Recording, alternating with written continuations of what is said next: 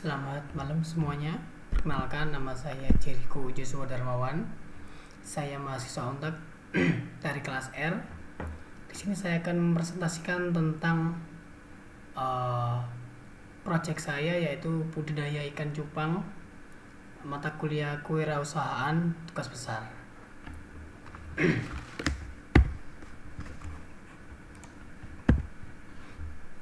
Jadi tujuan penelitian untuk presentasi hari ini adalah yang pertama menganalisis potensi usaha budidaya ikan cupang, yang kedua mengidentifikasi kekuatan, kelemahan, peluang, dan ancaman melalui analisis BMC, dan yang terakhir menyusun strategi pengembangan yang efektif untuk usaha budidaya ikan cupang. Sorry sebentar.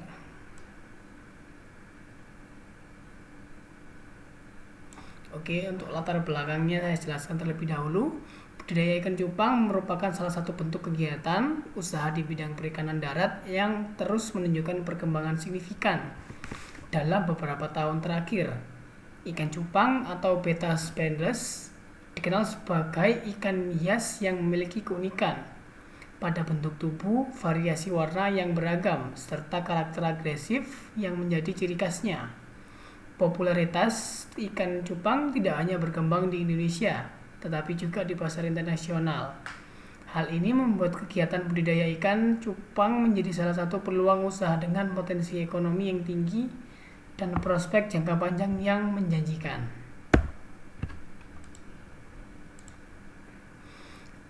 Potensi usaha budidaya adalah ikan cupang cukup menjanjikan karena pasarnya stabil dan peminatnya cukup banyak, mulai dari penghobi sampai kolektor, dan proses pemeliharaannya nggak ribet, bisa dijalankan di ruang kecil, di ruang terbatas, dan modal usaha yang awalnya sangat relatif kecil, dan siklus produksinya cepat, jadi perputaran keuntungan bisa lebih singkat daripada yang diperkirakan.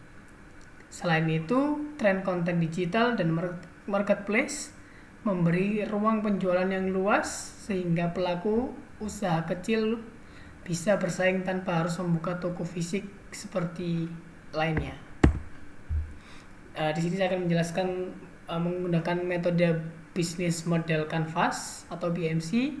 Yang pertama, customer segment ataupun segmen pelanggan.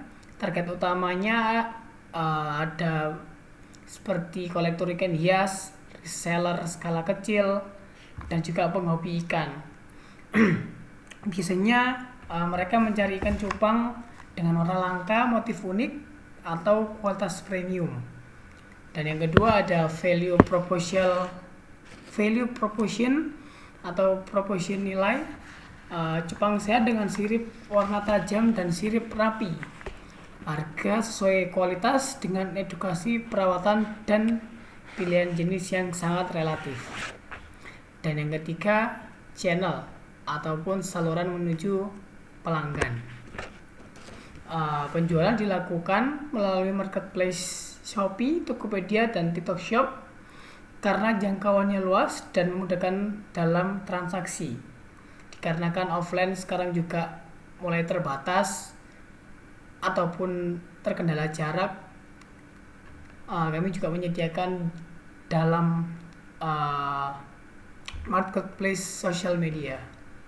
Dan yang keempat, customer relationship. Hubungan pelanggan sangat kita jaga dengan pelayanan ramah, garansi pengiriman, dan juga promo serta konten edukasi gratis untuk membudidayakan usaha ikan cupang. Dan key research, sumber daya utama meliputi indukan cupang yang berkualitas tinggi, dikarenakan jika indukan yang memiliki kualitas bagus akan menghasilkan benih ataupun telur yang sangat berkualitas juga. Dan yang kedua juga kolam atau wadah pemijahan untuk proses bagaimana ikan juga dapat berkembang biak. Dan yang terakhir, pakan yang berkualitas, karena ini juga adalah kunci penting untuk bagaimana ikan juga bisa bertumbuh dan juga bisa dalam tanda kutip memiliki looks yang cantik. Dan yang keenam ada key activities. Aktivitas utama meliputi pemijahan, pembesaran, dan penyortiran ikan. Adapun perawatan harian dan juga branding dan pemasaran. Key partnership atau mitra kunci kami, kerjasama yang membantu seperti supplier pakan, toko-toko offline seperti itu, dan juga distributor lokal. Dan yang paling utama adalah komunitas ikan cupang, dikarenakan cukup banyak kami juga berpartnership dengan komunitas ikan cupang, jadi cukup sangat menguntungkan untuk bisa bekerja sama. Dan yang terakhir ada cost structure ataupun biaya. Biaya yang dikeluarkan seperti biaya tetap seperti investasi awal ataupun biaya-biaya modal utama, dan juga ada biaya variabel dan juga ada biaya operasional dan lainnya. Untuk strategi pengembangan, usaha budidaya ikan cupang yang efektif dapat dilakukan dengan meningkatkan kualitas indukan, menjaga manajemen air dan pakan agar tingkat hidup ikan stabil, serta memperbaiki efisiensi produksi melalui penyortiran dan jadwal yang breeding yang teratur. Usaha juga perlu diperkuat lewat pemasaran digital, perluasan segmen penjualan, dan diversifikasi produk seperti ikut cupang konteks, ataupun kita punya indukan yang berkualitas, dan juga paket-paket pemula untuk para breeder yang ingin memulai usaha baru. Selain itu, pengendalian risiko dan juga perubahan tren pasar menjadi langkah penting agar usaha tetap stabil dan bisa terus berkembang.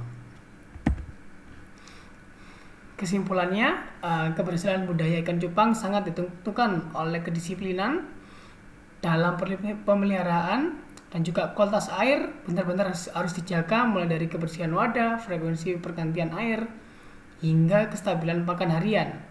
Karena itu salah satu juga contoh ataupun hal penting untuk kita juga bisa memiliki ikan cupang yang berkualitas. Penggunaan indukan yang sehat juga membantu memastikan anakan yang muncul lebih kuat dan warnanya lebih berkembang daripada induknya sendiri. Ketika dasar pemeliharaannya rapi seperti ini, tingkat hidup ikan akan meningkat dan hasil produksi jauh lebih stabil sehingga risiko kerugian bisa ditekan sejak awal. Di sisi lain, pemasaran juga memegang peran besar dalam keberhasilan usaha.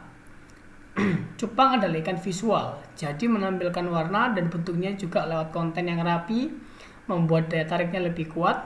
Kita juga dan juga disertai juga membuat video singkat, lighting yang tepat, dan penyampaian yang santai. Biasanya lebih mudah menarik perhatian calon pembeli dibanding hanya foto biasa. Dan selain itu, meningkatkan peluang penjualan. Cara ini juga membantu membentuk citra usaha yang lebih profesional, sehingga harga ikan akan lebih mudah naik dan pasar lebih luas untuk dikembangkan. Sekian dari presentasi saya. Jika ada kurangnya saya mohon maaf. Selamat malam.